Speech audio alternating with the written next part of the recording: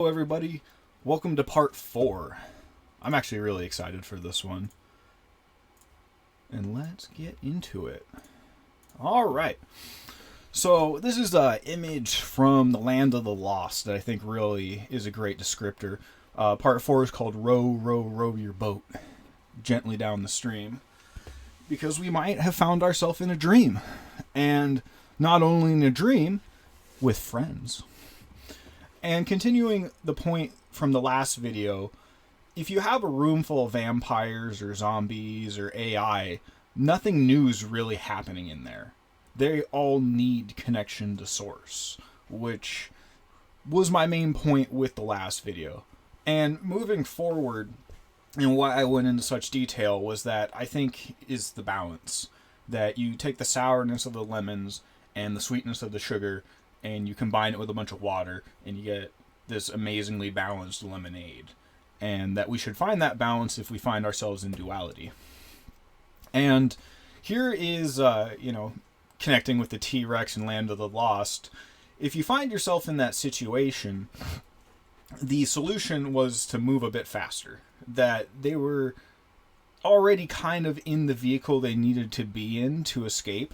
They just had to go a little faster and be brave enough to really look at what the problem was. Because they have to turn around and go, oh, it's a Tyrannosaurus Rex, go a little faster, and it works out.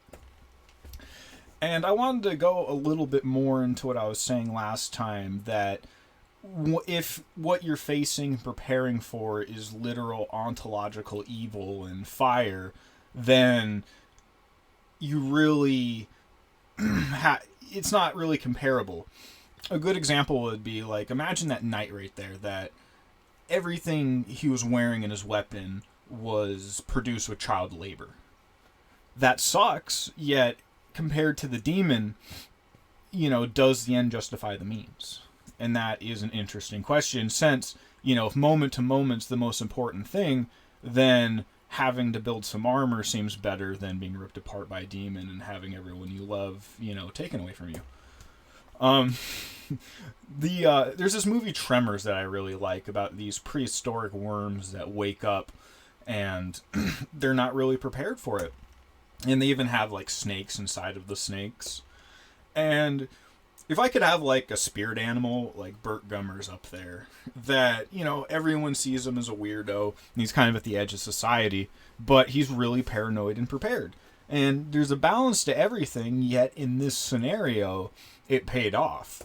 And it's kind of funny that in the sequels, like, basically his spirit reincarnates through time. So, like, this happened way back in the Wild West, it's happening now, it'll happen in the future, and the same energy is bringing itself into every situation. And I kind of wanted to go back to Land of the Lost, that in the very beginning, he's a humiliated scientist. Yet he finds his way on this adventure to this, basically the inner earth, yet he gets there through a portal on a river, rowing his boat. And it has giant animals, and it's a mishmash of all time and space. It's not just a desert world. You have artifacts through time and space dropping in, and there's dinosaurs, there's lizard people, there's ape people, and on top of that, the lizard people are using crystals to try to invade other realities, and they need Will Ferrell's character in this technology to open the gate, that they need both of them. And this is a movie called Jack the Giant Slayer, and it's the beanstalk's another representation you can use of this beam of light, or the connection of the worlds, or this portal.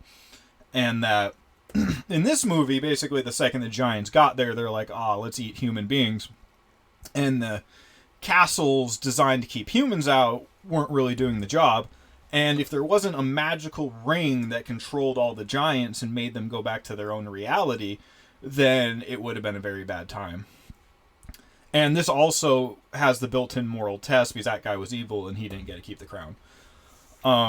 So this is from the Avengers movie, with all the pre-programming. And there's a specific point in some of the later movies that Spider-Man saves the day because he's referencing a scene from the Alien movie. And the scene from the Alien movie is sending the evil monster bioweapon I was going into later back into the abyss. And, with the airlock, with the depressurization, sending it back to whence it came. And I also wanted to say, well, this has a couple levels. One, I was hoping to get this done yesterday, and I was so tired, so I had to, dream. And I had dreams that relate back to this, so I'm glad I did, and you'll see that come back later on. And that my whole energy of life is, and I'll get to this later with the underdog archetype, is like at the last minute or even past when you think something would be possible. Like, that's one of my specialties, and an energy in my life that no matter how much I've tried to get rid of it, is still there. And why I'm focusing so much on day-to-day life and stability is that, like, in movies you get a montage, like years can go by. You don't have to go through all the pain and shit of the day-to-day lives that every single person has to do, that you have to manage with the heavens and the day-to-day stuff and find your way. And that, time is funky. So that even if it seems like you're too late, that you might just be right on time. And that this is basically a sci-fi version of Groundhog Day, where they keep repeating over and over and over, and it's about the divine masculine and feminine finding each other in a time loop while there's an alien invasion and they're wearing super suits. And basically Tom Cruise steals the alien's ability to reset time. So every time he dies, he reincarnates back into matter, and he takes the lessons he learned from the last time, like a video game, so he can work his way through it and banish the aliens back to the abyss. It was actually called the Alpha and the Omega, so it's kind of like the evil version of the Time Watcher. Yet, it, like Groundhog Day, it turns this broken person who at the beginning of the movie lied to everybody to a moral, honest, completed person who is ready to move on to love. And I'll get back to this meme and super suits so much in this presentation. And that and giant robots, like, you're going to get whiplash from it. Like, I'm going to go from one thing to the other, but it's all going to come together. And it's amazing that in the gap that in between the day I made this, that it hit so close to much more to home than it did. So I want to start out to finish up the Asian pre-programming area with One Piece. Everything becoming one. That this show is huge. It's sold over 80 million comic books. It's one of the biggest shows in Japan. It's around the world. It's gaining a huge following in America. It has over 1,000 comic book issues and episodes made of it where they animated it. And they even started trying to make a live action version of it since it's so popular. And they're specifically trying to take this and bring it to the West. Like, this is one of the biggest new pre-programmings. And in this, you get superpowers from devil fruits, which kind of harkens back and forward to Naruto, which I think I haven't gotten to yet, which we'll get back to. And the elites of the world are called celestial dragons. And they're enslaving everyone. They live on top of the world, and they even wear these spacesuits.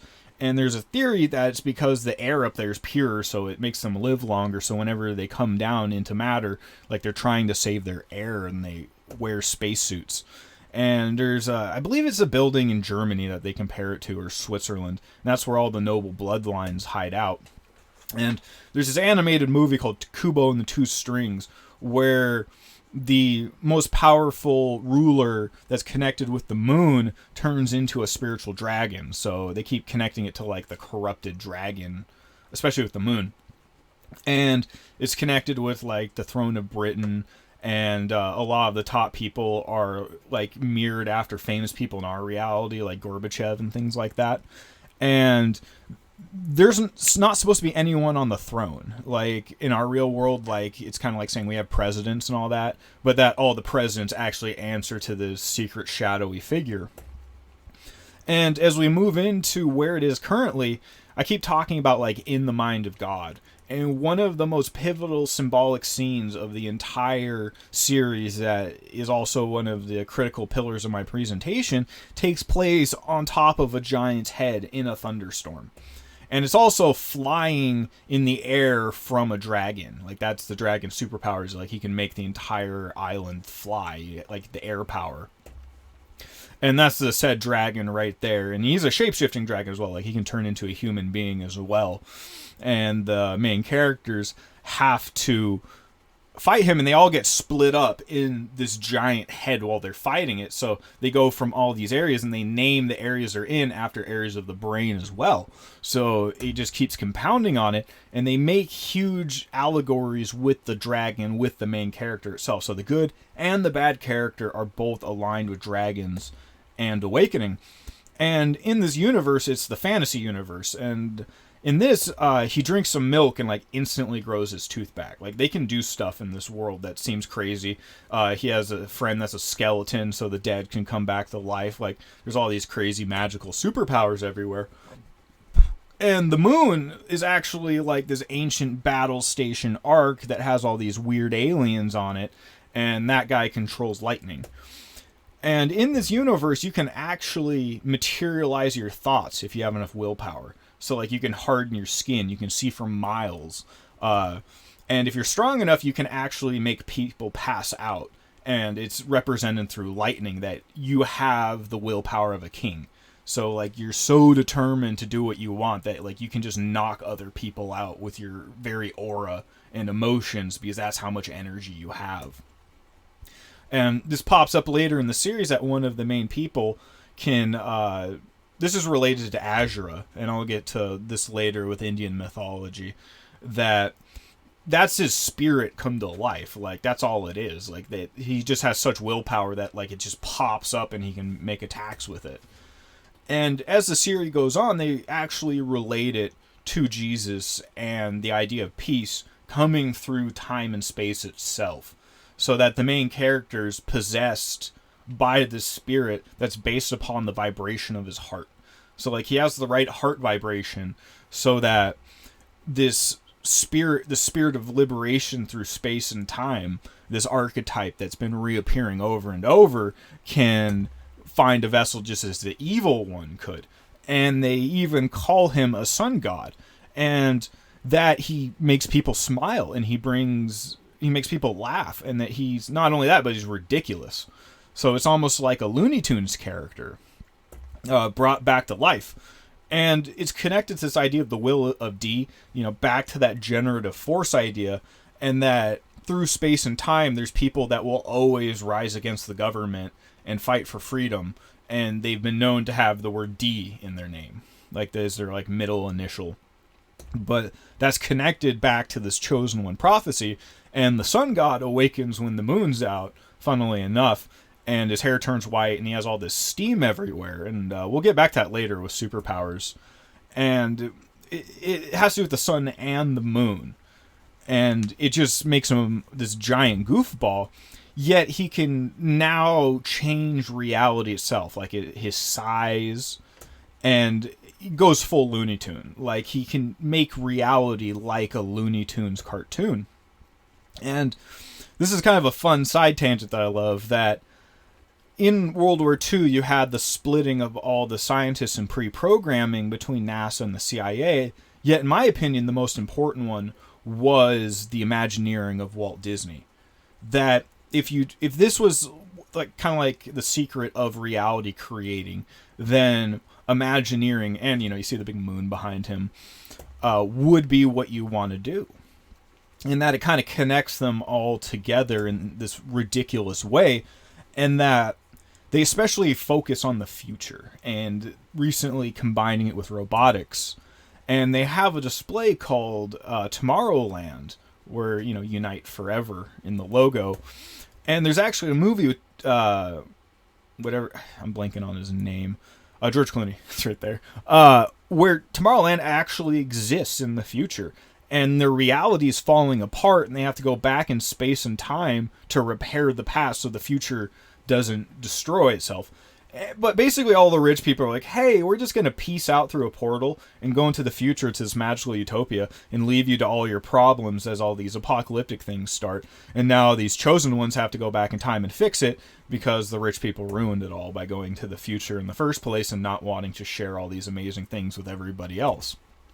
And so Walt Disney creates these cartoons to put in the mass media. Like these are the first things that people are being programmed with on the television. These fantastical cartoons. And it's easy to say that these things don't exist and were just made up. We'll go more into the idea later that, like Tomorrowland, these things might actually exist somewhere and we're just cartoonifying them. And back to the cyclical cycle, that there's an idea with this model that we lose part of the color spectrum when we reset. So since we're at the end of the cycle, we have all the colors right now. And that earlier in space and time, that it was black and white. And this is covered in animation, that all these are usually drawn as a comic book first, and then they're animated. So it starts out with this more crude black and white having to do with imagination, and then becomes this more refined, detailed thing with all these colors on top of them. Yet they can do all these wacky reality-bending things like the Roadrunner and Wile E. Coyote, yet this is bridged back into one of the biggest pre-programming things in the world. And I just want to make a point here that they did this recently. That, yeah, they had goofy superpowers for 20 years, yet it wasn't like this. It wasn't like, Jesus rebirth symbolism where someone gets reality control powers on top of a giant head fighting a dragon, and making one-eyed Lucifer sun god symbolisms. And one of the people on his crew is called the Devil Child, and she has the ability her fruit allows her to, like, replicate body parts. So she can, like, make a giant version of herself that looks like a demon because that's, like, her thoughts personified. And they have this cover piece of her with this awakened hero moving him on a chessboard through duality. And they don't really show her as evil in the show, yet I just find it so interesting that I was talking about Lilith and, like, the Whore of Babylon, and we see this theme repeated in the biggest pre-programming. This is just like a one-off, like, comic book cover that the author just drew, so this isn't, like, in the actual show itself, so it's just kind of like the side piece that you can get this information bleeding through reality. And after they go to this dragon head in the sky, they go to the future world called where the smartest person in the world lives, and there's a whale right there too where the giant robot is that's flying. We'll get to that later. And it's an egg, just like in Ready Player One. I'll have a picture of this later, that can represent reality itself. So this is like that was like the past reality. I didn't have a screenshot of it, but there's like that whole entire head is filled with animal hybrids, and that was like the entire point. And dinosaurs too. And that this is this future world filled with all these robots, but also the robots look like animals as well, so it's just like repeating itself as well. And they have the technology to replicate these animals with the future world. And they modeled after Einstein, yet he splits his brain, so he has like 7 different personalities because he just can keep stacking this information in his brain, and it's almost kind of like a man-made version of the Akashic Records almost, but it's only his memories. And he specifically goes on to say that these devil fruits they come from our imagination and desires, yet this is unnatural, so when you do it, you can't swim anymore. And we'll go back to a lot of the water symbolism in this. So it's almost like a sin to have superpowers, like it's a abnormality, but it's a part of the cycle. And even in this, like they say, they like exist in different dimensions, dreamed by someone else before them. And I'll really go into that later on. And so these world leaders can be summoned by pentagram summoning circles with lightning in them, and they can shapeshift into demons. And one of them's a spider, and one of them's a worm. So just right off there, and a skeleton horse. So you have like the Horseman of the Apocalypse, a spider web of controlling reality, and the Dune worm I'll get to in a little bit. And it's this mirroring of the spirit come to life. That you have the spirit of liberation versus the tyrannical world government trying to control everything. You know, he's even got his little bull horns. And if you look this up, this is actually a mythological being in Japanese mythology. I don't know what it's called, but it's a spider and an ox put together. And later on, they're in the land of giants at the Tree of Life, and this is where it is now. This is so new that they haven't even animated it yet. They're still in Egghead. And that these world nobles use these magical portals to travel around, and they're specifically referencing the summoning star. And that back at Egghead, they're in the fire world, and they specifically say that the big secret is that they're going to sink in the sea, and that the water is going to rise and sink stuff. Yet there's already land at the bottom of the ocean, so this has happened before, yet it's going to happen again. And when we go back to the Tree of Life, do you want to guess who's locked up on the Tree of Life with horns? Hey, it's our boy Loki. And I wanted to make a point that both Loki and Deadpool, which are the main archetypal multiverse villains become heroes, or gray heroes become heroes, are both prisoners by this time policing agency that's trying to decide which branches get pruned or not. Who gets to decide where reality goes. And, that's directly connected back to the Tree of Life that I've been talking about. And on that Tree of Life, these world nobles send their thugs there, and one of them is a dragon of dreams.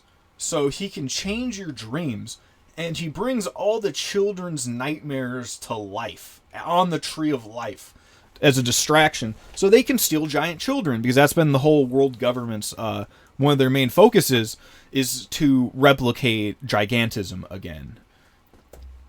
And in one of the movies, and this will be a huge theme later on in this presentation, that this person can trap people in a song. So she traps it's a kind of a standoff movie. So she does a secret stadium. Everyone's just there for, the songs. And then she traps all of them in a fake reality while she's eating mushrooms to live forever. So she can trap them in her own dream forever because she's so traumatized from the real world. And, he does a Jesus awakening out of it. And then, I just love this. This was just months ago that they basically put these world cyclical cataclysms at the Tree of Life, basically. And here's a color version of it that they have. So, you have the Tree of Life, you have the moon, you have these flying arc ships shooting lightning and plasma while giant monsters, abyssal monster demons are attacking them. And one side of the world's all this pollution and automation around them, and the Tree of Life is in the center, and then you have the whales and the giant robots and the giants themselves. That's Loki right there. On the I think it would be the left side right there next to all the ships, and above him's the sun god fighting the demon that's holding the sun, just like the homunculus from Full Metal Alchemist everywhere. And now the ships are all flying because the atmosphere is depressurized. And there's a mermaid. That'll come in much later. So it's all crammed together in this one piece, in the One Piece novel that's one of the most synchronistic in my life and one of the biggest in the world. And one of the biggest older ones is Dragon Ball Z. And this is where Shenron, the magical wish-granting dragon, comes from. And in this, you can become a superhero through your chi. So if you work out and train enough, and they're part space alien too. So, they have that special alien bloodline that we'll get into later. And their hair grows bigger because it's charged with electricity. So, they're literally harnessing plasma and electricity to gain superpowers in a world of dragons and monsters. They're in the magic desert world.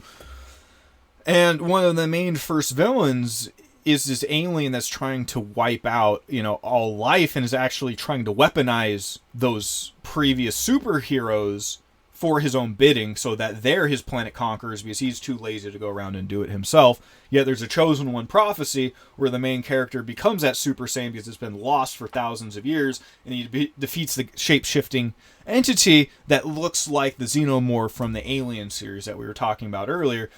And when the moon comes out, these world-conquering aliens can turn into giant monkeys as well. And that's how they conquer worlds, is that they become giants. And we'll come back to this soon.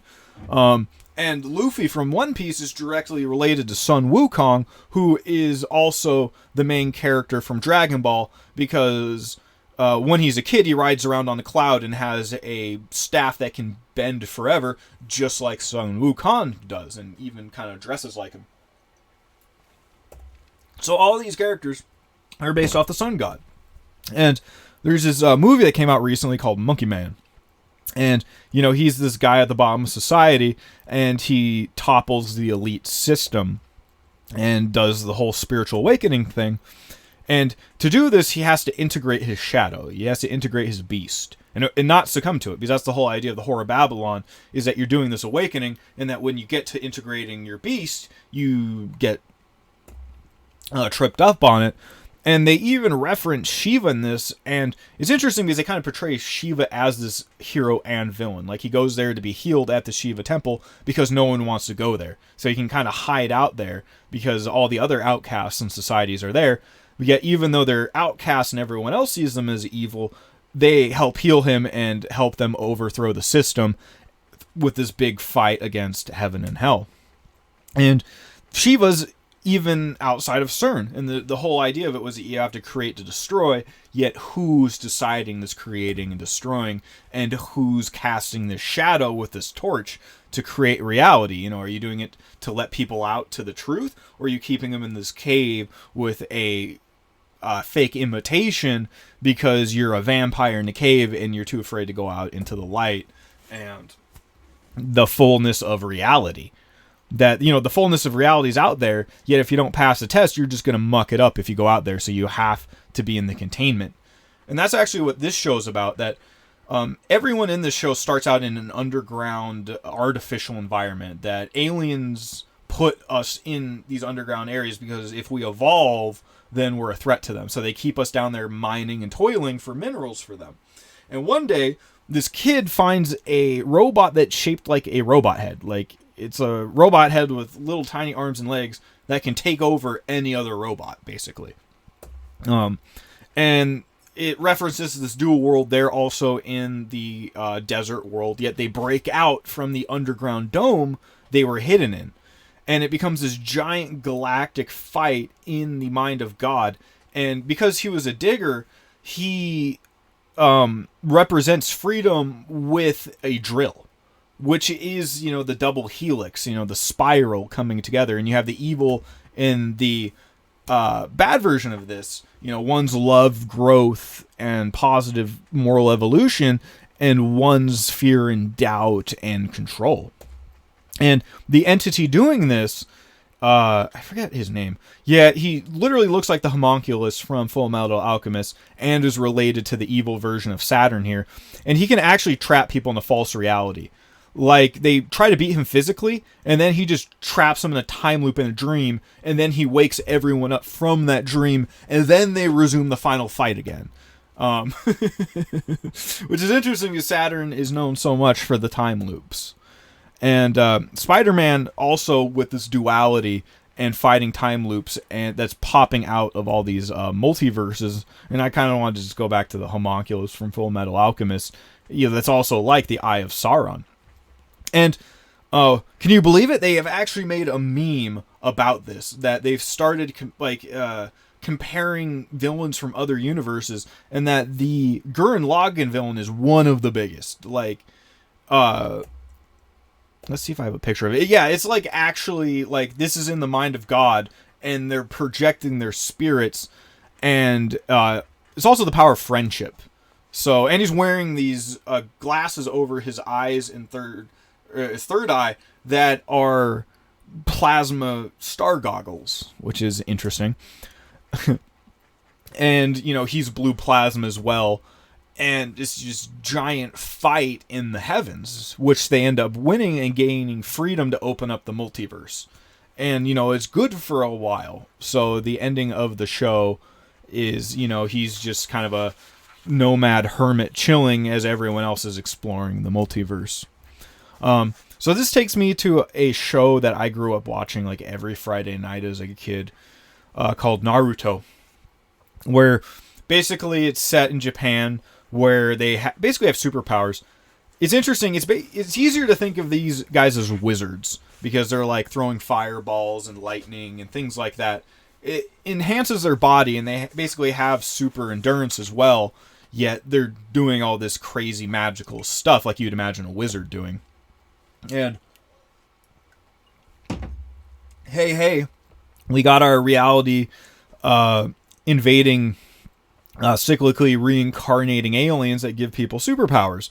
And in the middle, he's known as a sage of six paths. And from him, he had two kids. And one was evil and one was good. And the evil one wanted to take all the power for himself. And the good one wants to make everyone stronger and build like a happy civilization. And they keep reincarnating through time. And this is the giant... where they get the fruit that everyone eats that gives them superpowers. So the aliens came here. They have a giant tree that gives people superpowers. And what they can also do is if they want the superpowers back, they can hook everyone back up to the tree like in the Matrix pods, download their consciousness and superpowers, and then they get to eat the fruit. I'll go back to that. But here are the pods right here. And they become a small g god from all that consciousness because they can't make it on their own. Kind of like an AI. And those are the pods that people get trapped in. And this is from an illusion off the moon from this evil alien's third eye magic eye powers. And there's a lot of people in this series that have magical eye powers. Some of them are even based upon trauma and can like summon plasma. You can like shapeshift into like a giant like person to fight with. And the main character, he has a demon put into him so that the demon's not out in the real world because it causes all these natural disasters. There's a good and bad side of it. Yet this gives him basically even more superpowers, yet for most of his life, he can't control it and people hate him and are afraid of him, yet it becomes his ultimate saving grace in the end. And the symbol that seals him is the spiral or duality. So it's like this horrible demon is put into this kid, yet at the end of the series, this kid redeems the demon and makes him into a better person and not evil anymore. So like this symbiotic relationship actually leads to a happy ending, even though up front it's a kid with a demon in it. And back to this idea of this artificial consciousness needing to put real people into this false reality, which was also, like I said, back to Gurren Lagann. But this keeps happening over and over and over, like in the new Matrix movie. And they even make a point to say that the energy comes from generative care. Like it's not just fusion or fission energy physically like a battery, that the energy actually can come to life, and that's what they're harvesting. And they're actually even ruining his dreams so that they can harvest negative emotion from him. So they're keeping him in a false reality, away from the love of his life that he has to wake up and find again and come together. And when they do, they can change reality and gain superpowers. There's this huge show called Attack on Titan that just has so much stuff related to this. So it focuses on the age, the fire age, desert age with giants. And there's this oxygen, so they kind of have this steampunk technology, and they can do all this acrobatics and stuff. I don't know if you've ever seen Rising Tiger, Crouching Dragon, where they're fighting on zip lines, but it's a lot like that. Like with the less atmosphere, and back with the Naruto show, they could run through trees, and that's how they traveled, because they could run and jump so fast that they didn't really need automobiles. That in this age, you don't need nearly as much technology, and you don't really have to go beyond like World War I to get where you want. And they also, so this character also is given like, in this they do it through syringes and passing it down through genetic material, but he is given, the royal bloodline has the ability to shapeshift into giants. And the main character is given this ability, yet at the beginning he's lost his memory, so he has to gain his memory back. And in this world, they build all these giant walls. You know, you can think of like the Wall of China and stuff like that to keep the giants out, because it's no bueno. And back earlier, I was talking about in Ghostbusters where the goo plasma can bring inanimate objects to life. And in the movie The Exorcist, at the very end, they show the bottom of the Vatican Library there at the top right. And there's this Statue of Liberty with this, like, evil thing inside of it. And it made me think of Attack on Titan, because in those very walls right there, it's made of giant titans from the previous cycle that they... earlier I was talking about Jack the Giant Slayer. You can do the same thing in this one and control giants. So they got all the giants to stand there, and they built a wall over them. So in this one, instead of them going back into the sky, they kind of just bury the giants, like in Cabin in the Woods. Yet later on, they come out during the fire apocalypse. And this whole cycle is started with the Tree of Life. That somebody goes in this tree, they fall down in a lake. This parasite it's based off a dinosaur apparently, called a hallucinogen, based off the word hallucinogen, that connects with your spinal cord. So that's how it's passed down through genetic lineages and bloodlines, and is also represented by blue plasma in this as well, and is connected to the Tree of Life, gives you giant shape-shifting powers and the ability to change reality. And they even kind of show it down here that one's kind of like the green water world, and one's the desert, thing where things come to life. And I want to quickly shift this into Dune, because this is about someone that can see, about a chosen one prophecy about someone seeing through space and time and deciding where to go with it. And it's related going from a water world to a desert world.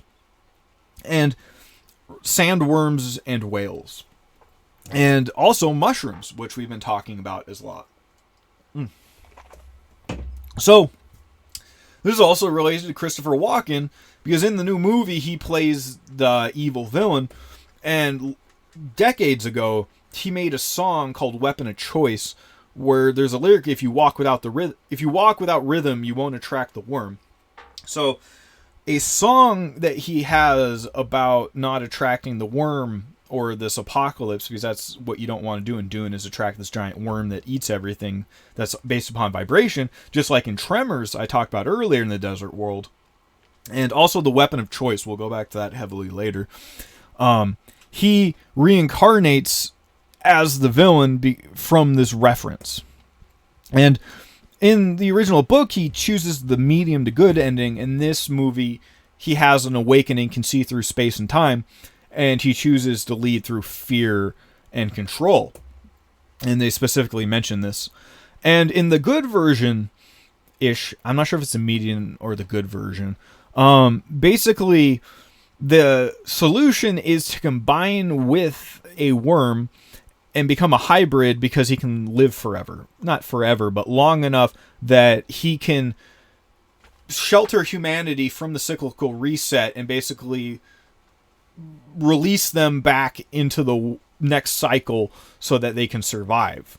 That without him, they basically wouldn't have survived the cyclical cycle, and it just would have been chaos and horrible, kind of almost like biblically, like cutting down the apocalypse. Like, he did this specifically so he could be around to shepherd that. And I want to reference that to whales, because this has been popping up lately of whale hybrids, and how if we're in the water world, we would have an equivalent to the worm. And whales are very similar to this. And in the bottom right there was a commercial on Kayak that during around 2020, when there wasn't as much traveling going on, that alien whale overlords were meeting at the Caribbean where no one was anymore, so that they could plan to take over the world. So it kind of started me thinking of that. And actually, if you look at that breakdown of a whale, they have monkey lips. And, they're about depressurizing with their blowhole. So there's a lot of symbolism with that. And back to The Simpsons, there is a Treehouse episode of horror where dolphins take over the world. So it kind of goes back to that idea. And it's also connected. So the generative sperm whale goes down into the deeps and hunts the kraken in the abyss. And I'll get to this movie more later. That it connects with it. That if you look at mainstream science, that the colossal squids are from Antarctica. So the squids breeding home is known to be near the ice wall, or all this ice, the frozen world, and that's supposedly kind of around where Cthulhu is. And that in the mythos of Cthulhu, that we're basically in this dream of this elder god. I think there's both sides of it. Like, you have the good and the evil, and, they focus on the evil because if you have a horror novel and you're like, oh, but everything's all right and light, it loses all entertainment. And so if these elder beings or squids are dreaming reality, doesn't that mean whales can dream or sing reality? They sing across continents to each other. They have the biggest brains that we physically know of. So it kind of makes sense that, we're dreaming dreams, elder squid gods are dreaming dreams, then the physical representation of that would play out at the basic micro level through whales. And that maybe in some way they almost are like a hybrid or future version of humanity, almost like the alien greys. If we had all this genetic changing, I don't have it here, but Annihilation goes into this where people can turn into plants and animals. And I'll go back to that later. And that in the Avatar movie, where they have these separate worlds, and the Avatar movie is about consciousness moving between cycles and bodies. This central consciousness and everything being one. And that in the water world, they have these whales, doing the Jesus pose, and they're the caretakers of that reality. Like, they're the caretakers of that ocean. They're the top dogs. And I'm not sure if I have a picture of it. In that movie, they're harvesting, the humans go there, the evil corporations go to this world, this reality, to harvest whale brain juice so they can live for longer. That wasn't only, the first movie is about minerals. Second movie is about whale juice in the water world. And the next movie is going to be about the fire world and just full-on air combat. And I think it comes out next year. That brings us to Moby Dick. And that our entire civilization, so, if you take the older version of what I just said in sci-fi, that we send out these ships through the abyss to find these whales that might be dreaming reality so that we can light our lanterns and have our dream come true. And that this white whale wakes up and says, nuh-uh. And this movie will come back a lot later, Under the Silver Lake. But this was just a passing screen. And what's so amazing to me about this whale symbolism is that it's been happening for about a year with me. And it's just been building up through these random synchronicities about every month or two. And so right here, discover what our forefathers knew as fact. Whale vocalizations cure arthritis and ease depression. More dangerous than a solar eclipse. Prolonged whale watching can lead to blindness without the use of solar glasses or welding masks. Please make sure all children are properly fitted before placing your own. Our biggest yet, the cult of the whale. Religion or a dangerous organization. An island you'll want to visit. With the sun behind it. And I think it's kind of representing the negative version that all these people want to be part of the cult and they're going into like the evil whale as well, that it can represent both. But just, they're comparing whale to the generative force like the sperm whale. So it's repeating over and over. And this whole movie right here was about that the elite were hiding symbols in reality, and that the main character figures out that they're building these giant underground bunkers to do Egyptian rituals so their soul can leave this place and join in their preferred hive mind. And this is where he finds the guy that's showing him all the pre-program, and he just points out the cult of the whale, never expounds upon it. It's not a part of the movie in any part beyond this. It's just a passing scene. Yet here it is bleeding through reality of this weird thing I'm making. And if you've ever seen Hitchhiker's Guide to the Galaxy, there's a scene of a whale falling out of the sky. And the dolphins leave. So if they're to the moon. So if there's this depressurization, certain beings can leave and certain ones can come back. And also, the CIA's had a dolphin in a house giving it LSD, trying to figure out its language. There might be something to this idea, when you look back at The Simpsons. And back to sleeping whales and dreams of our very reality. And also, whales can can sleep vertically, and it's very uneasy. I don't know what it's called, but it's probably synchronicity. So I want to take that to another big part of this presentation, that has to do with The Shining and dreams and even whales, funnily enough. And this will come back way stronger later as well, with the whole Stephen King multiverse idea and fiction coming to life.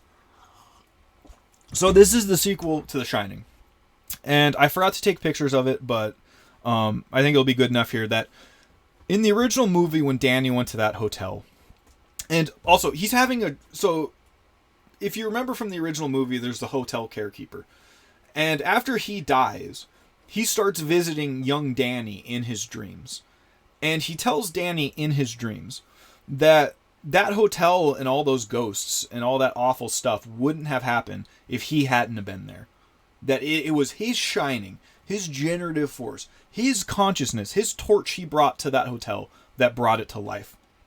And after that, the ghosts start coming back here and there.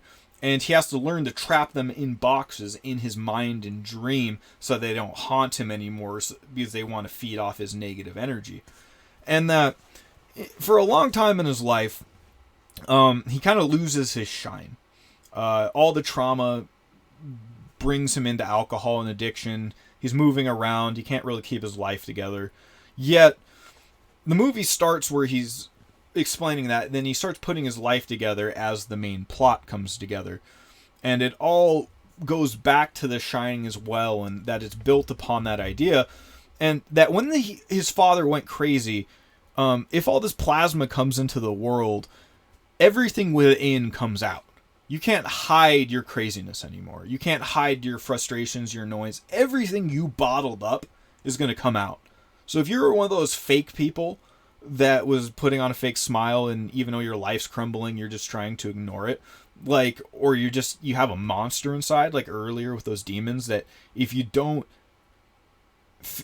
bring your demons in and fix them, that they'll come out during this. And in the Ready Player One movie, where reality is an egg, I think the picture's later.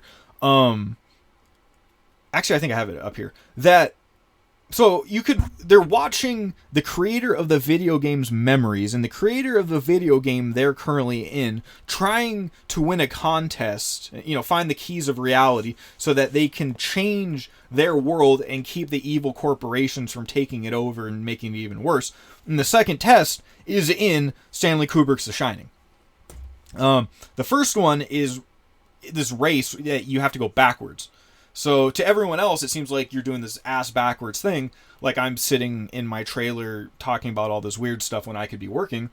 And not only that, it's Back to the Future. That with this time traveling plasma car that, in the plasma is also the Trinity in the car if you go back and look at the symbolism.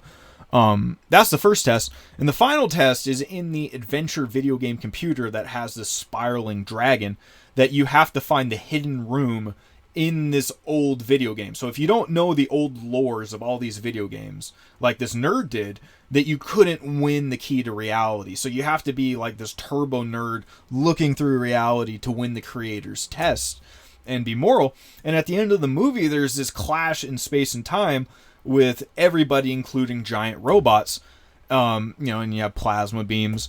And these are the guys that were from that universe where they had where the elves failed the moral test, and there was that there was that fungus parasite, zombie parasite, taking everything over. And these were the humans in super suits that could stand up to them and that could unite humanity together to stand up against the dark. And that was their galactic test placed upon them that they weren't told about, because the previous angels were a bunch of self-centered people. And that, is part of the test anyway. And the villain is this mechanized Godzilla, Mecha Godzilla. So, it's this scientific version of the plasma snake that they bring into reality to represent this giant robotic machine corporation, faceless machine corporation everyone has to go forth. And that, the lizards controlling all these faceless beings. I don't have them, but if you work for the government in this world, when you go into the virtual world, you don't have a face anymore. You're just a number and you look like a robot. So they're trying to dehumanize people. Remember I was talking about Robot Whiplash? So this is the villain in Dr. Sleep. she's represented with this rose, and she lures in these children. And, on the surface, she looks all nice and pretty and smells nice. Yet it gives it time for her friends to sneak up all around. And these guys are back from, way back. Like, some of these are, thousands of years old. These people that can't let go. They just keep on staying here. And they do these rituals where they steal your essence through trauma. So, they'll torture you. And and the more innocent and psychic you are, the more powerful it is. And it's called steam, and they call them whales as well. If they're a big one, they do that in the real world as well. That if you're in a casino, that the casino will call you a whale if they can feed off you. They know, oh, that guy's got hundreds of thousands of dollars. He comes here as often. He's one of our whales. Treat him well. And they make a point of saying that in our world, there's less and less psychic powers. That they're having a harder time trying to find people with all the pharmaceuticals, the electronics, the technology. People just aren't, going out in nature and having these experiences anymore. So they're specifically looking for this whale that's popped up. They've started getting... So right as the main character starts sobering up, he's not the whale. It's this innocent child that's the whale. But he's tasked in protecting her. And kind of takes me back to, whales, row, row, row your boat. And in the movie, they directly reference Elm Street. That when she's... Later, the vampire lady astrally projects into the young girl's mind. And she lives on Elm Street. And this is, the mind of the little girl. But it's actually a trap. And because the little girl's so powerful, that she invades the vampire's mind. And this is what, the vampire's mind looks like. It's, so old and put together.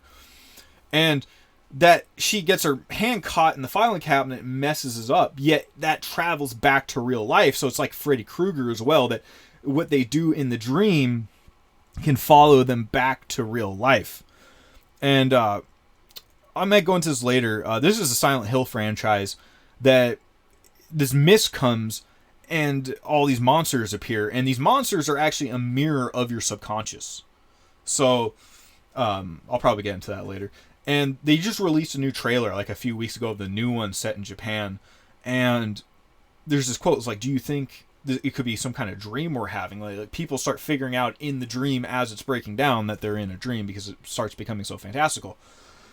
So later in the movie, Danny and the innocent whale kid try to trap the vampire lady in a dream.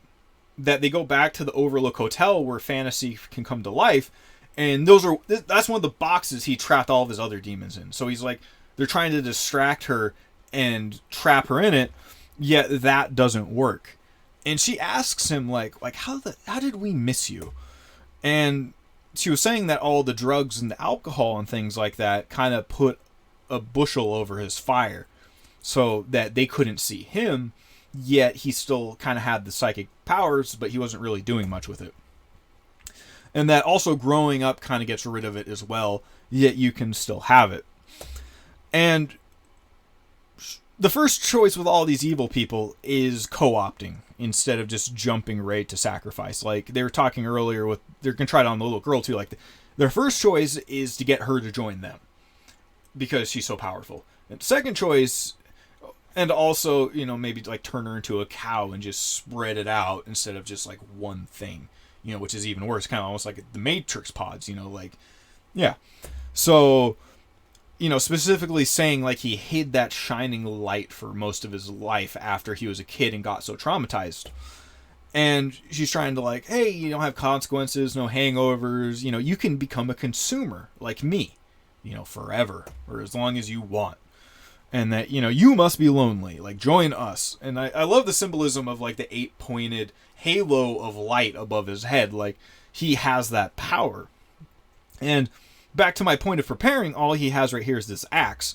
And it's not really enough. And she throws his ass down the stairs. And I couldn't find a quote for it, but she starts extracting his steam. And she says, "You smell like whiskey." Because that's his chief sin. And earlier in life, I had this lighter. lighter cover that says "My soul smells like weed," because that's my version of it. And I imagine my soul smells like weed. Like, I love that smell. And as she's doing this, she's gaining access to his dreams in his head, through the doorway of this energy, and this red murder energy that's trapped deep down that he sectioned off. Yet when she starts looking in there, he lets him out, and they eat her. All the old ghosts that were forgotten about come back to life. All this trauma. And after he lets them out and they eat the vampire, they go back to him. And like I was talking about earlier, plasma possession, all these things inside of him, he can't keep them in anymore. And while he's doing this, he's having this like inner dialogue with his father. So in the original movie, his father succumbed to the possession, the madness. And he became a staff at the hotel. Like, I think that's the scene where it zooms in on the picture at the end, and he became part of the Overlook. Like, he became a part of the Overlook's dream. And now he's just this nameless bartender, and his son keeps trying to say, like, "Father, what," talk to him like he's his father, yet he just keeps going, "Nah, I'm the bartender, bro." And that the mind is like a blackboard. And earlier, he's looking at the maze. Like, he tried to go to the center, yet his traumas caught up with him and he couldn't overcome them. And he wanted to just erase it. He couldn't face them. So he just dived into alcohol. And there's a quote in the Bible that eventually sin becomes death. That it comes to life almost from a thought form. And in the new Matrix movie, for the first part, Neo's taking blue pills. He doesn't want to face reality. And after that, he starts waking up. He finds Trinity buried in the Matrix. He finds the new incarnated version of Morpheus. Like, he gets the adventure starting. And he has to decide to get rid of this drink. And they also call it a medicine. Directly, just like with Neo. So, yet it's this poison. And he asks him, "Are you going to take your medicine?" And he decides, "No, I'm not going to take my medicine." And so while I was literally tonight making this presentation, I haven't even watched this yet. I'll watch this probably tomorrow for the laughs. Because I'll relate this to Lord of the Rings, and the Grey Wizard. That because Gandalf's high and his addiction, it destroys the Fellowship. In this crazy meme mashup of reality. So, and I've been cutting my own weed out, yet I'm having trouble completely getting rid of it. I'm hoping I'm on my last cartridge, yet I have been making progress. In the last 3 months, I've gotten rid of it 50%. So, I mean, by that logic, I shouldn't be that mad if it's a few more days. Yet, I'm trying to get to the point where I understand that every day counts and that my life could be so much better. Because it's like weed takes your dreams in REM sleep. You still have some, but, and also, this is kind of a quick parallel. In Spider-Man, he has Mary Jane. Yet, a lot of the comics keep him away from her. And I relate that to weed as well. That divine care, and you're burning it almost like Bohemian Grove, with the owl, so that you can feel better because I'm too afraid to face, my traumas and my dreams. And there's a lot of that. But that you can't heal it if you don't, that if you're hiding in the haze. And going back to him, he's split between these, and he goes back to the very room where this all started, to 37. Yet, the generative care brings him back long enough. And he goes to the boiler room, the heart of this reality, where all the steam of it is, in this messed up hotel that's keeping everyone trapped in its dreams. And he lights it on fire. He makes the self-sacrifice. And, he knows there's more. Like I said, the guy earlier that's in his dreams that was telling him all this, said there's more. He said to him, I'm not going to show up in your dreams as much anymore because, I'm moving on to my own thing. This is just, a dream to me now. This is an old thing. I've moved on to a new thing. And I'm willing to come back and help you in your dreams here and there. Yet you're a grown-ass man, and you should be closing up this cycle. And that his mission was closing up the old chapter, the old video game, and giving a fresh start for the new world, the new divine care that's just a child. And that this fire solution comes up a lot because it's in The Thing as well. And the heat wave thing's behind him, and he's making a smile. And I needed a haircut so I don't look like McCready as much anymore. But this just threw me for a loop. I took the thing. No one's taking my dream of owning a flamethrower seriously. Birth movie's death. The birth cycle, that this crazy idea that almost no one taking seriously is synchronistically appearing as I'm making this presentation and trying to find pictures for it. And I wouldn't have put this in yesterday's slideshow if I hadn't taken a break to dream, if it hadn't been delayed. And back to that idea of Moby Dick and the fire and torch of reality, and kind of slapping that evil entity that's trying to steal, keep that perpetuation going. And at the very end, like, his innocence comes out, like, he's forgiven, like, he gets to move on as innocence, and he gets to see that divine care that was been hidden from him this entire time. Like the new Matrix movie. And the ending scene is the hotel burns down, and she gets to leave this ice wall, containment area free and innocent without these vampires chasing her, because that's the idea. They would have kept chasing her. Like happened to Danny when he was a kid. He left The Shining, yet these ghosts were still there. So they kept coming back in his dreams, repeating the cycle. So he had to go back and finish that cycle so that there was room. Back to the Shiva thing. So this, I think about this so much. So this is John Carpenter. He made The Thing that we were just getting to.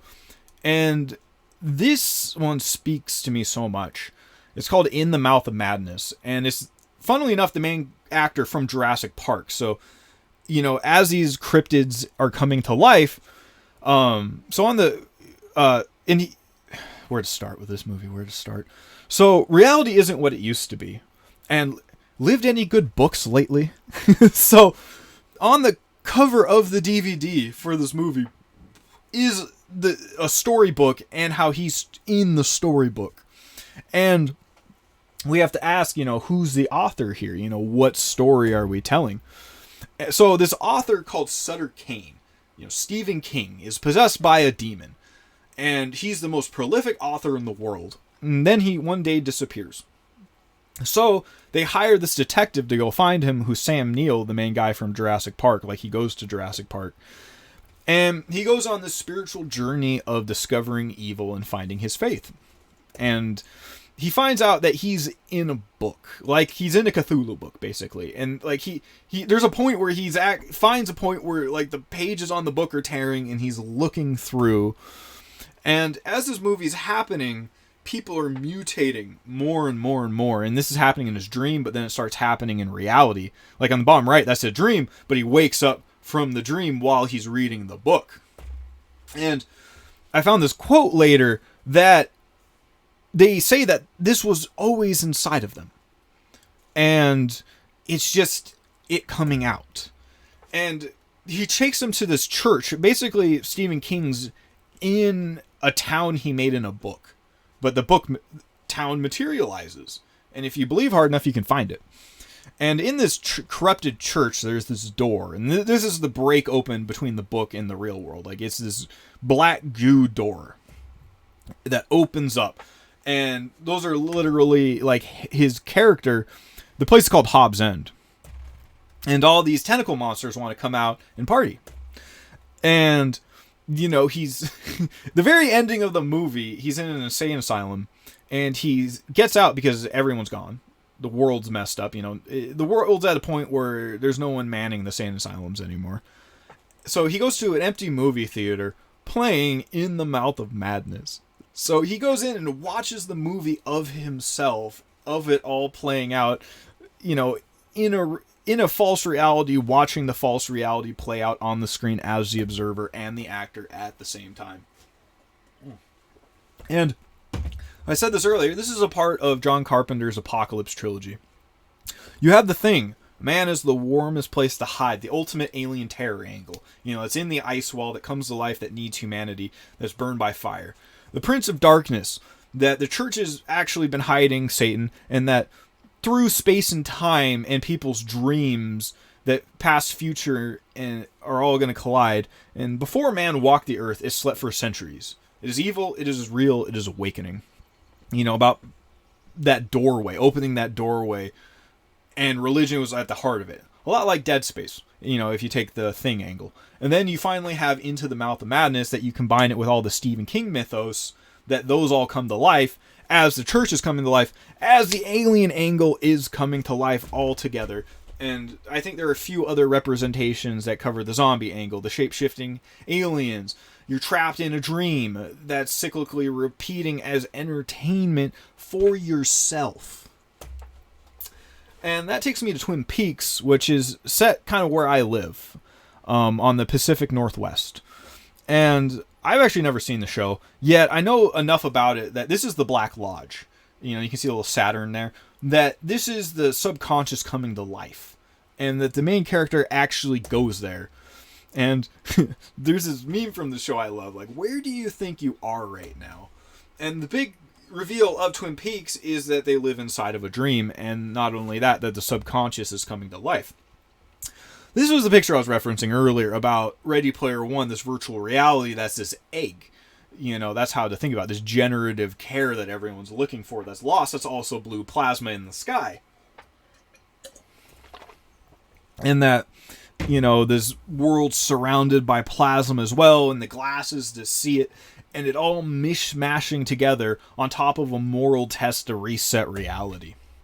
And you have things like Who Framed Roger Rabbit, the imagination and the real world colliding and trying to find the truth and, save the divine feminine and all that good stuff. And there's a darker version of it called Cool World with Brad Pitt, where at the end Brad Pitt becomes a dream character so he can go to the dream world.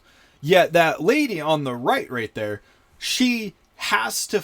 So Cool World, this imaginary world, is in the mind of a comic book creator. And Brad Pitt's trapped in there because he doesn't fit in with the real world. So he's this multiverse traveler that gains this ability. And this lady's trying to hook up with the comic book creator that she keeps pulling into her reality randomly. The comic book creator starts out in jail, but then is released from jail and then keeps going into the multiverse. And he does eventually have this union. And when this union happens, she can go into the real world like she's been wanting to this entire time and be real. Yet when this happens, all this plasma comes in and people start turning into, thought forms. And eventually he saves the day and he goes back. The guy who wrote the comic book becomes a comic character, saves the day, then goes to the comic world. And the cop becomes a comic book character so he can hook up with his crush, who was a comic book character. He couldn't hook up. There was a rule that they're not supposed to hook up, like back in Diablo. Like the angels and the demons aren't supposed to hook up. The comic book characters, the Barbie world, the Lego movie, they're not supposed to mingle with the real world, or this reality opens up. People start turning into hybrids, and this craziness happens, and the plasma changes the world. So this takes me to the Lego movie. This has so much symbolism about what I'm about to go into.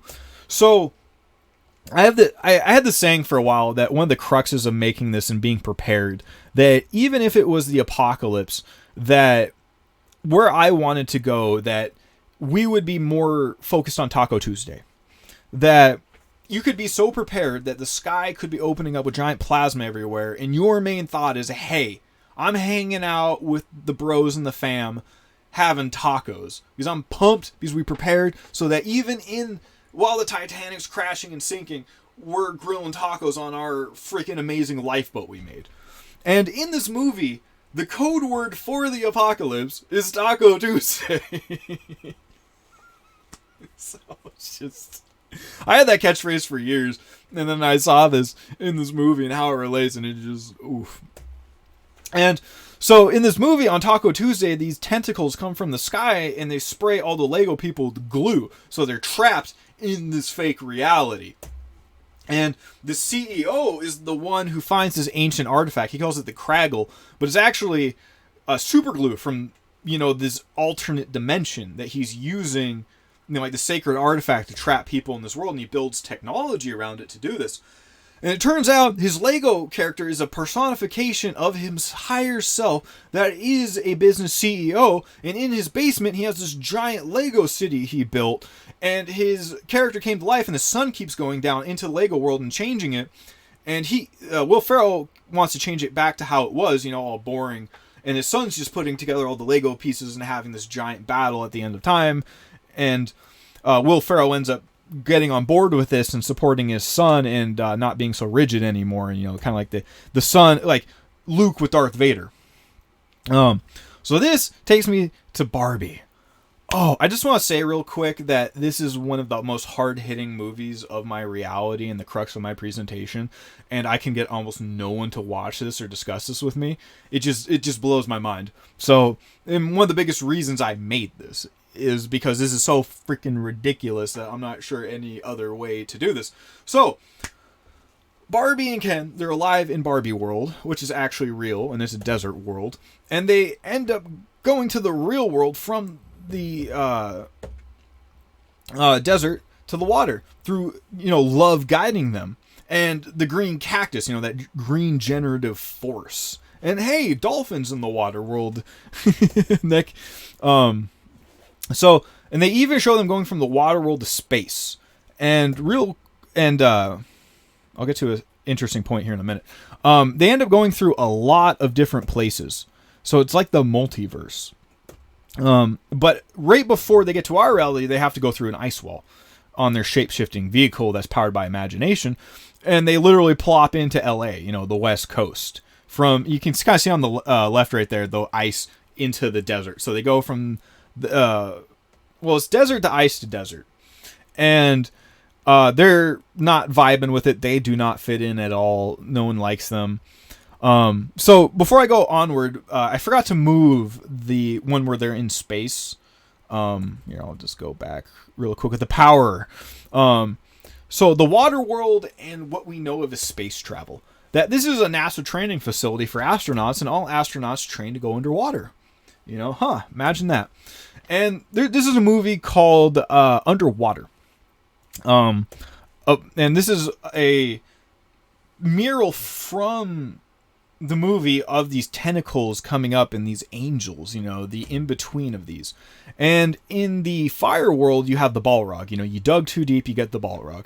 In the water world, you have underground drilling stations that look almost exactly like the NASA training facility that are drilling down into the core of our reality. Remember I was talking about the drill of evolution? So this is like the negative drill of evolution trying to get to the core, the center of the maze, along with it too, through technology. And this is the main character. And she's the reboot. The Barbie movie, I'll add more in a few minutes, that it goes from the man to the woman. It flips. So, and a lot of people are angry about this right now, that a lot of, male roles are now females. It's this inversion, yet there's a positive side of that as well. So she has the glasses. She can see. And in this starting scene, with the mirror fractal symbolism, there's a spider in the drain that she wants to save, but she can't really save it because it's, how are you going to get it outside this artificial reality she's in?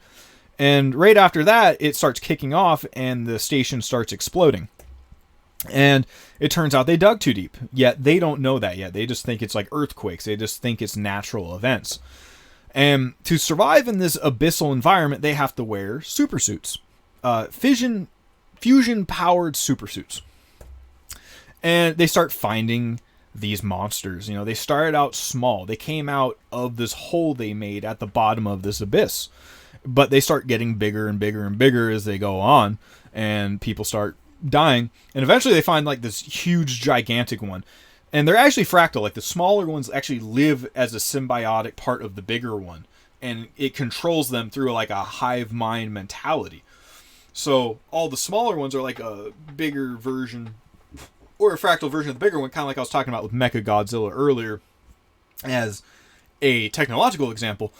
And what happens is her friends are escaping, and she stays behind because the monster sees her friends escaping in the pause out of the abyss. So it sends out all of its little minions through the abyss or space and time to get those souls back. And she stays behind, turns on the fusion reactor, and blows his ass back to the abyss. And her friends are saved.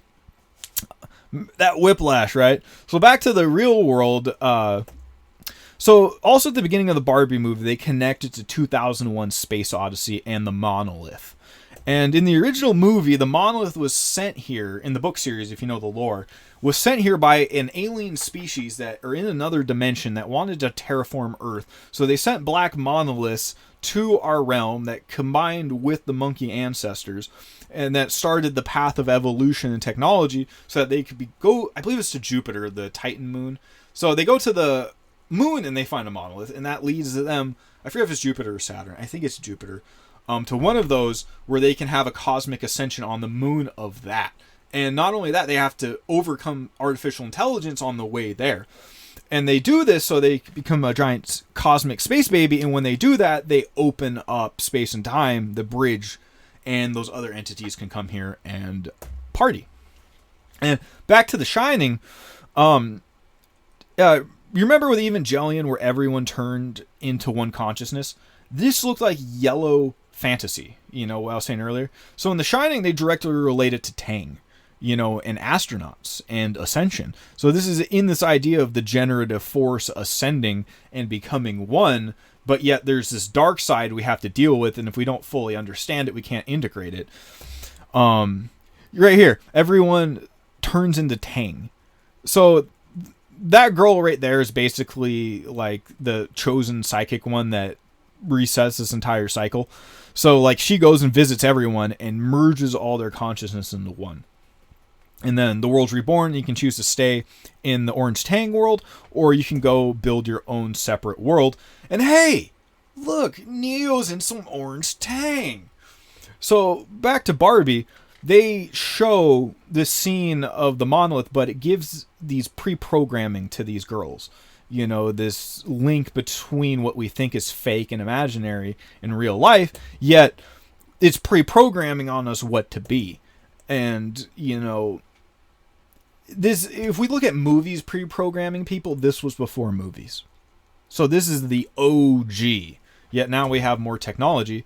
And the secret of this, the biggest secret of this movie is that the Barbie world was real somewhere. You know, through the cloud and the space and the mist, in the mind of God, somewhere it's real. And there's the generative care. And she lives in a Barbie house. Now, I wanted to say here that in the world of superpowers, telepathy, and all that, there's no secrets. So I think this is represented in their houses. Like, they can all see each other, what they're doing all the time. There's no secrets. They know what's going on. And we have another segue into robots. Pacific Rim. So this is around where I live too, you know, the Circle of Fire on the Pacific Rim. And robots powered with fusion. And I love this picture because it's the parallel, and I'll go more into like the mind of God. But this explored that, you know, they use their powers and technology so that they can have this fight on another level that seems so crazy to us. So in the bottom of the abyssal ocean, this plasma electric lightning gate opens up and starts letting out all these gigantic monsters. And they have to build these giant robots to fight them. And the only way they can fight these or pilot these robots is having two people in the cockpit merge their minds together. So all their memories become one. You know, you have the red symbolism. And back to Evangelion with the Orange Tang, that's what they did. They used these giant monsters to reverse engineer giant robot clone giants and had little capsules where kid pilots would go inside the giant's mind and control it. And that's exactly what happens here, but with technology instead. And later on in the movie, they go to the alien dimension, but they need a passkey. So they're fighting this tentacle monster underneath the ocean, and they kind of like body slam it so that they can go into the alien dimension. And the passageway looks like neurons, you know, the mind of God. And they're popped out in this red alien world that has the eclipse symbolism. You know, just like Berserk earlier. You know, these beings that want to live forever in this alternate realm, like Sauron, that want to come here. So they end up going there, and these things look exactly like Independence Day aliens. And Independence Day aliens are gray aliens piloting biological, mechanical, cloned suits so that they can fight other people because they're weak. And, if we're talking about imagination coming to life and pre-programming, then this is how we've been doing it in Hollywood, right? The magical wand bringing things to life. And that the final boss is just a bigger genetically modified queen. This artificial being that controls all of the other ones through psychic powers that, like, I keep talking about over and over and over. And then when we take the idea of, like, Power Rangers, getting these superpowers through this super suit, and that the powers linked directly to lightning and plasma. And your imagination coming to life, and Power Rangers only become Power Rangers if they pass a moral test, from an ancient supercomputer. And they use their powers to form giant robots that they fight giant monsters in. And that this has been cyclically happening in a multiverse style, from dinosaurs to technology to the future to now. And there's a movie where she's from Mars, the red world, and she lost her memory. She's a robot. And that she finds out that she used to be a super soldier with a super suit. And that she has to go find it so she can basically topple the evil, corrupt... Basically, all the rich people in her world live up in the clouds. Like, they built their own habitable world, like their own battle station in the sky. And that she needs a super suit to bridge the gap and topple their control because they're making her world a slave world. And the solution to these aliens in Pacific Rim is a nuclear detonation of generative force. Or fire, So back to Barbie. Because she's in an imagination world, her soul or her foot is different. And it follows different physics. Like, she takes a shower with no water. She doesn't need it. It's imagination world. She doesn't need a mirror. It's imagination world. What she wants happens. She can walk on water. Her water isn't real because it's based off a play set and what the imagination of children are. Here's cow milk, the hybridism. And, she doesn't have to eat. There is no milk in the milk carton. There is no water in the water glass. Her food is plastic. She doesn't eat it. She just carries out this ritual because it's what they've always known. And later she jumps off her house. So, this less pressurized environment where imagination comes to life, like, you can do all this superhero stuff. Just like you do with a play set of Barbies. And that in their world, it's a matriarchy. Women at work. It's kind of funny because the men are just like pretty playthings on the side. There's a woman president.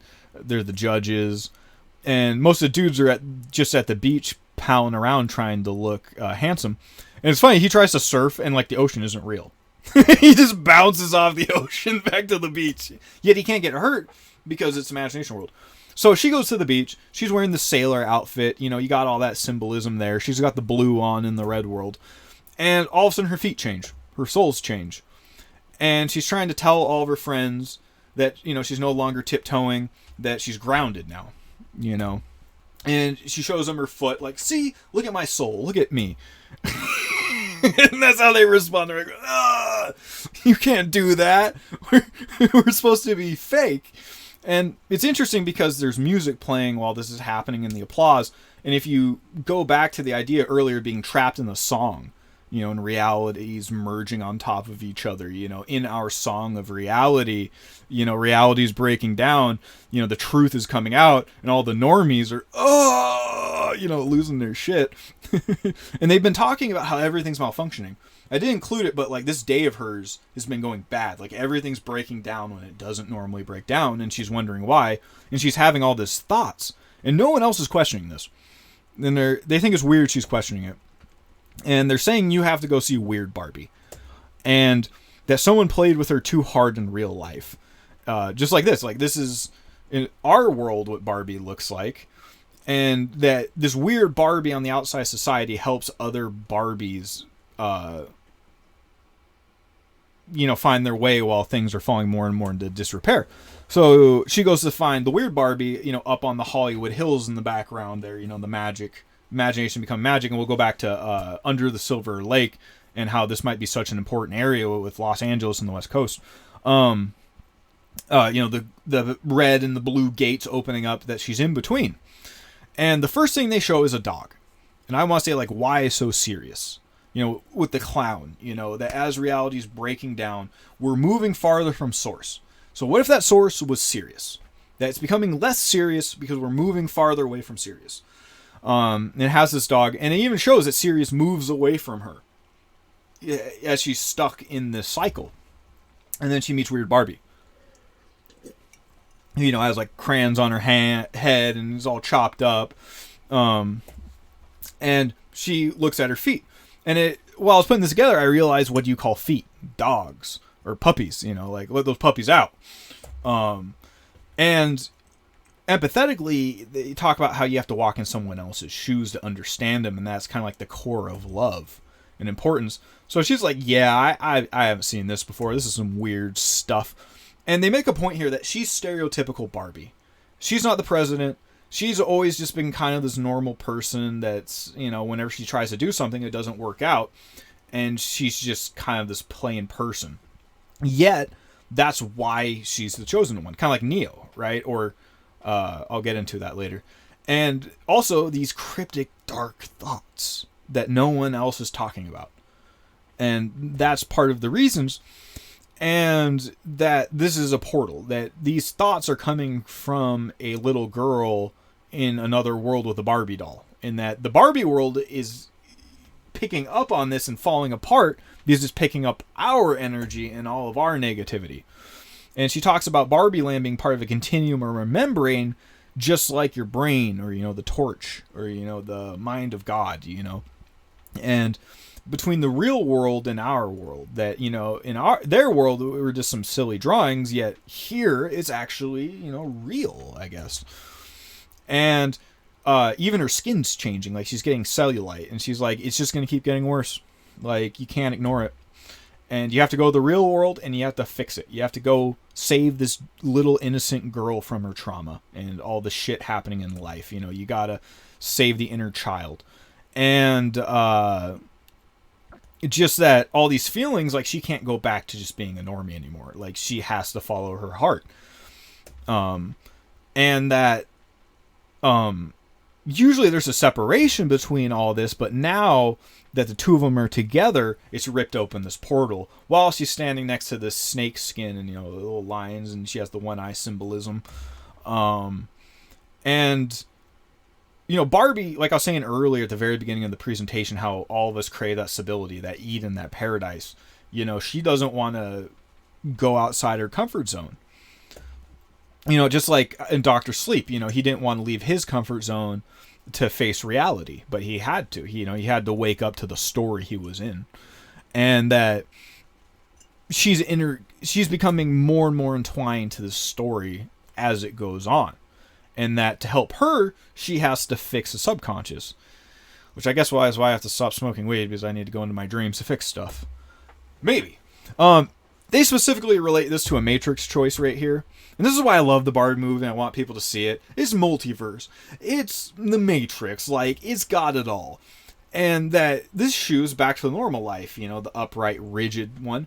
And that the other one's a Birkenstock. And it's also funny that my mom has Birkenstocks, and it's one of my favorite sandals ever. That you could know the truth of the universe. And that she says here that the first one's a high heel, and she talks about a redo, a time loop, that, if you get stuck back into it and lose your memory, then, you go back to up rigid way. Excuse me. And that she has to want to know. She has to go on the hero's journey. And she's here saying, like, I'm not built for that.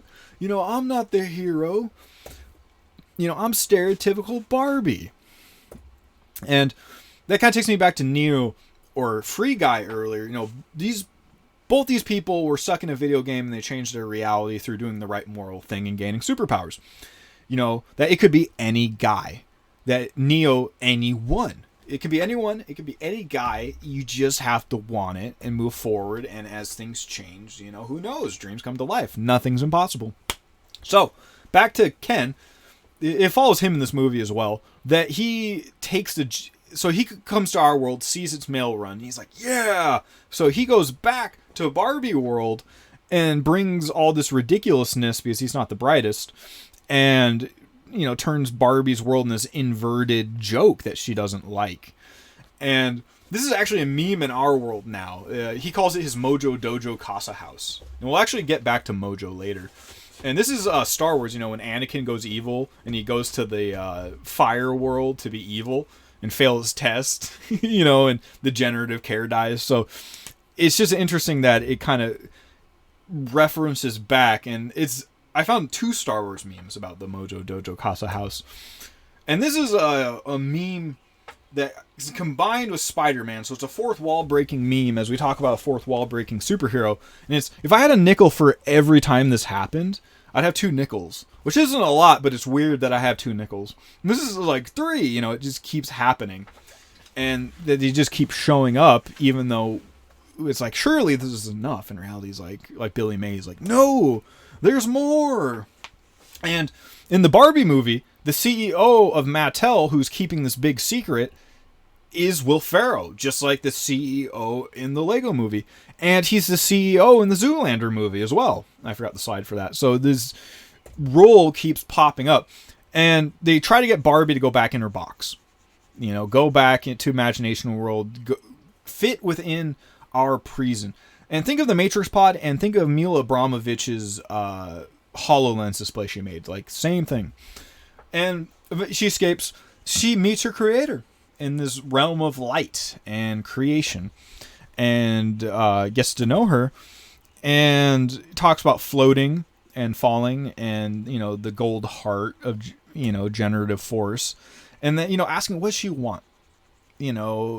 She's, if you're in a dream and it's falling apart, but you get to remake it, like, what do you want?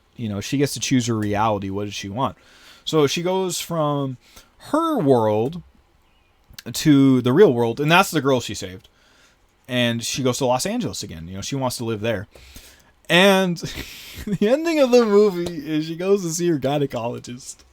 And that just mirrors back to the trickster part of it, the Deadpool, the degradation of the serious nature of reality. That it's like, all right, we'll do this. But I think it's that it keeps making this joke because it wants you to see the truth, and it can do that through the joke. And that, like I was saying, the generative force is the most important thing. So, potty and inappropriate adult anatomy jokes are going to keep popping back because that's how you do that in our reality. So this is going to be so interesting to explain. So the Evangelion series about humanity becoming one and Orange Tang, and that it started rebooting, in the multiverse, and the moral choice to reset society. We have Jack Black. So this random channel on YouTube combined Tenacious D, which Tenacious D is about Jack Black's movie about that he fights Satan, and he has this glowing green pick, like the green Kundalini dragon, and, it basically can change reality.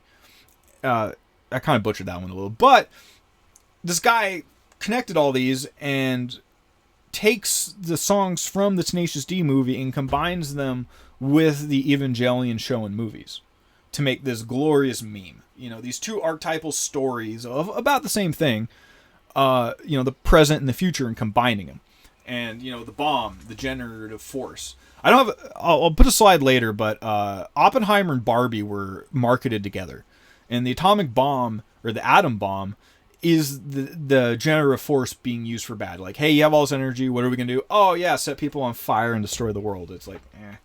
And it's also about the D rising again, back to One Piece and Luffy and this Lucifer rising, that it's not just that, but it's breaking into alternate realities. And the song is called Thrice Upon a Phoenix, because it references the original song, but a triple trinity awakening in duality. And, the magic is between us, that the characters in Evangelion are looking at the characters from Tenacious D. That their realities have merged. And even later on in this, that Tenacious D are piloting a super suit. Like, they're piloting a giant in its mind to, have this big fight that showdown at the end of reality. And this person that made this music video replaced the animated character in the movie that was originally there with a toy. So like that's a toy in our real life that he put into a music video to replace the original that was there. And it's kind of almost like a downgrade because it says the world's shittiest right there. So it's kind of like this downgrade, and the downgrade is fighting the original. And it's like, I don't care. We're putting all the toys together. And, you know, we were talking about branding earlier, tattoos leading to seeing things. Tenacious D, like, this is a symbolism of their movie. Like, it's pretty heavy. And it's of the Devil Tarot card, you know, of the devil or the Whore of Babylon taking over this generative force. And this right here is also, you know, another potty joke, but the potty joke of the Stairway to Heaven. And that there's all, you know, Sodom and Gomorrah happened because that's the inverse of what should be happening. But you're combining it all into a joke of canon. Because that canon right there is like the storyline, like the biblical canon of it. Like of what the story is supposed to be. But the poop has breached the canon. So to speak. And they do it even more that reality breaks down. That this is like the Rock and Roll Hall of Legends. And now we have the Spear of Longius and Lilith, but now it's Jack Black and Tenacious D, you know, the guitar gods. And reality is breaking down to the point that the characters are like in a pinball machine, you know, as it's moving between realities. And now the toy and the original source are fighting each other in a different reality than they were even originally from. And everything's, you know, a joke from original source. And as they fight, you know, with the Spear of Longius, or the thing, you know, that has to do with Jesus and its energy.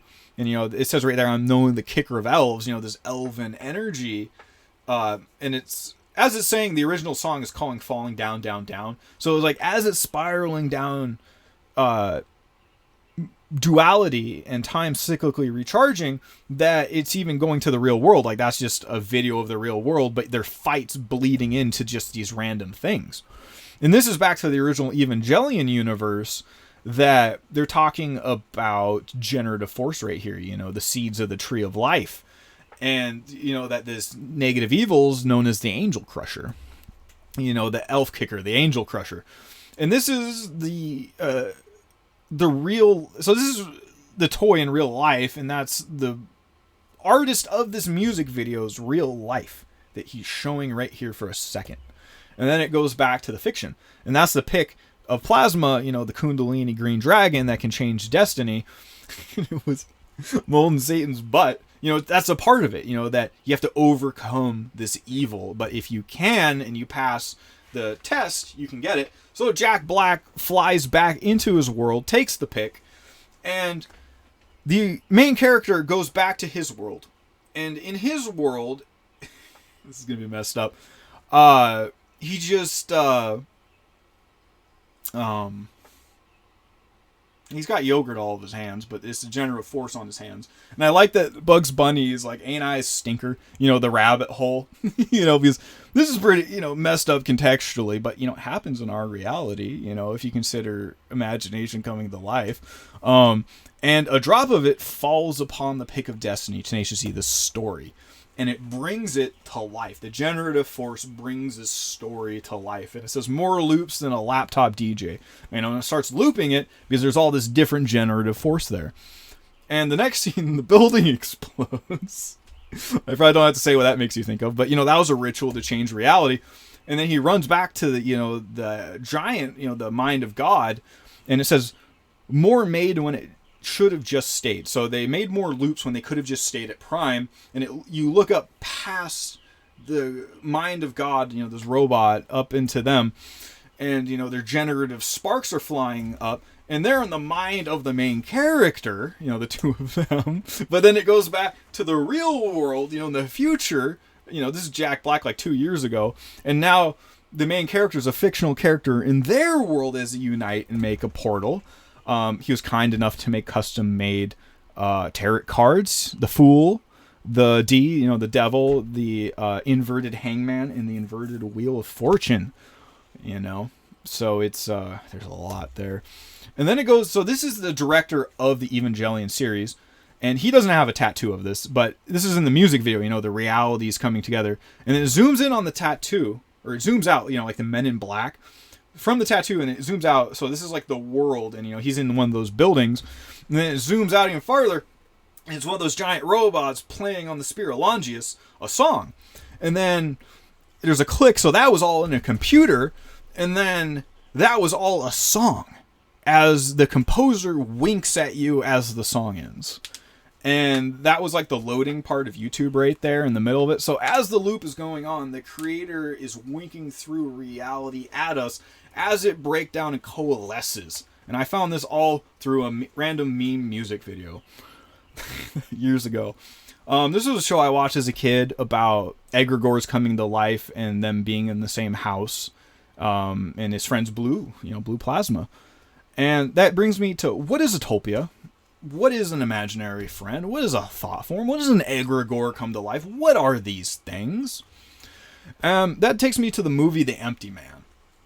I talked about this earlier, that this guy goes to the ice, to the mountains, the Himalayas, and he finds this entity. And it's called the Empty Man. And basically what happens is, after that, this entire secret society that's all creepy is trying to find a vessel for their Topia. It even says on the blackboard back there, Topia thought form, then flesh is circled, and he's the one they chose.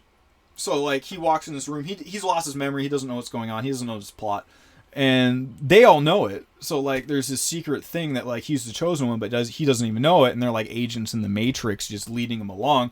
This is the old vessel that they're worshipping, and they're trying to make him the perfect entry point for this being. And I'll go more into this with Severance later on, because that's the mind of God. Yet they keep saying like, these people are becoming possessed by this thought form, that if you are a part of these cults and this meditation emptying your mind, that they want to replace it with their dude. They keep saying in this, you're a receiver, you're like a radio, and that you can choose what you're tuning to. And that they like purposely wanted him to become their vessel. So like, because they're imagining him as their vessel, he loses his memory of his own life because he's becoming what they're imagining. And I don't even remember what this is from, but this is like a dude trapped in a video game, and he's just realizing he's in a video game for the entertainment of others. And it's kind of like that same idea of like hopping realities. And then we have Toy Story. Things coming to life, things being real that you don't think are real. And not only that, you have the space age and the cowboy. And earlier, what was I talking about, the cowboy? Oh yeah, Ken wanted to be a cowboy from Barbie. So it's this archetypal theme of this Western world come to play. And you have, machines, and Tyrannosaurus Rex comes back as symbolism again from the beginning of the show. Row, row, row your boat. And that Buzz Lightyear has reboots beyond, but his theme is a guy, green power armor, standing against the forces of evil. And in the new one, his spaceship creates portals around the sun or a planet that send him forward or backward in time using fusion energy. So it's just like... And then you have things like Beauty and the Beast, where you have all these furniture come to life and it seems goofy, but if you have all this energy, it's possible. And not only that, he was a hybrid. And her love brought him back to life, and from being this demonic looking monster. And in the Shrek movie, the king of Far, Far Away, which was basically Hollywood, was a frog prince come to life. And when he found his queen, it brought him to life. She could see what was on the inside. And then, because the outside didn't represent the frog prince. It was what was on the inside. So he gets to make that change, while everyone makes the other change and becomes frogs because they're trying to look all pretty. There's a movie called Sausage Party where the food's alive, and they go to the grocery store as food, and they think the gods are going to pick them up and take them to the spirit world and paradise, but the gods actually eat them because the small g gods are us, consumers. And that the imperishables, like the spices and the Twinkie and all that, have been around, so they know the cycle. So while they're on this psychedelic trip, they're telling the main character like, oh yeah, the gods are trying to eat you. Because you're their food. And they end up rising up against the small g gods and taking over the grocery store. And there's so many, adult jokes in this. Yet I think that's back to the ridiculousness of it, that they're trying to hijack the most beautiful thing possible, just to make it, physical and monetize it in base. yet that it can be good. And that there's this movie called Leave the World Behind, where all the Teslas are still running even after this cyclical event. No one's driving these cars. They're just crashing into each other. And they find that because like the machines just keep going. And I could talk about like 5 movies about cars coming to life. And not only cars coming to life, one of them is actually tentacle monsters that live inside of cars that bring them to life. I might put that in the next one. So as I'm kind of finishing this up, this is from a video game, but the idea is there's these different ages. And it goes from the golden age to, you could think of it as like gold, bronze, and iron and all that. And it goes from all these heroes and monsters and gods, and it goes back down to just humanity and technology. And, it goes below that to, everything's just dead, but we're not trying to be a part of that. And it's a cyclical cycle. And you can add that to the yugas. And that we're supposedly near the end. So we have more suffering than positivity, and we want to revert that back to more of the golden, that we've learned our lesson so we can go back into that, and that we're in 75% pain and 25% pleasure, so we can learn from that as we take it along, yet we get enough good that we're not just going crazy. And about the ages, if you look at astrology, in the sky, this is mainstream anyway, the last ages were Taurus, Aries, Pisces, and now Aquarius. So we have the bull, the original one, like 4,000 years ago. And that ties in with about the timeline of Baal. And when that was a main part of our zeitgeist and consciousness in sacrificing the divine care to the hands of Baal. And it was literally a fire, And there's also the story of Mithras, that predates Jesus, that, he died for 3 days, came back to life. You have the snake right there. And it's the idea of killing that generative bull to remake reality, because that's how they represented the divine care or that generative energy in the good and bad story. And, you have the light shining out from his head. He's the sun. And then you move to Aries, and that's around time of the Templars, mainstream and all that. So you start moving into Baphomet and all the witch ram symbolism that came around. And none of these really leave. Like, they're still here, yet we're just kind of like adding on to it.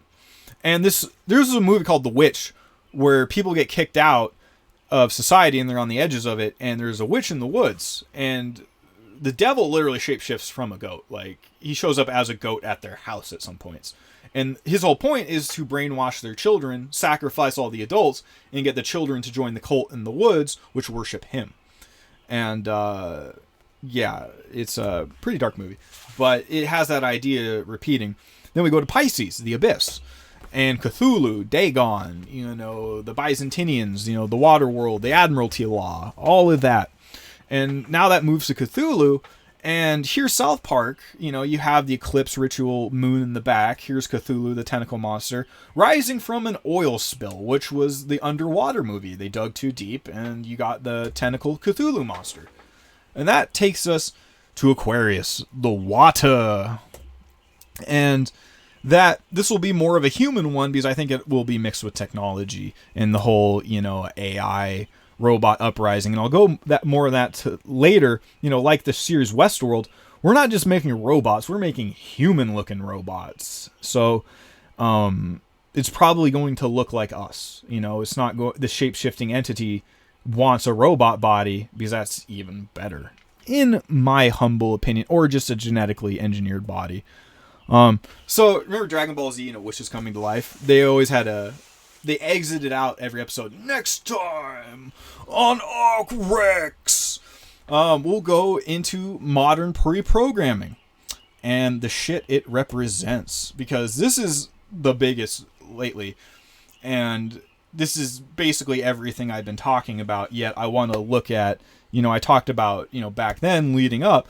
So we have the technology, we're in a dream, we got the shape-shifting entities, yet what are they trying to do? What have they been putting in the kids' heads? Because my point is, it's been going over a lot of people's heads, and I want to address it because it just ties everything together, and it represents the shit coming to life from the subconscious. It's the bad side of it, and our job is to think of the good side. So I'm going to end it there for now. And next time, like I said, it'll be more focusing on the present. So thanks for joining me.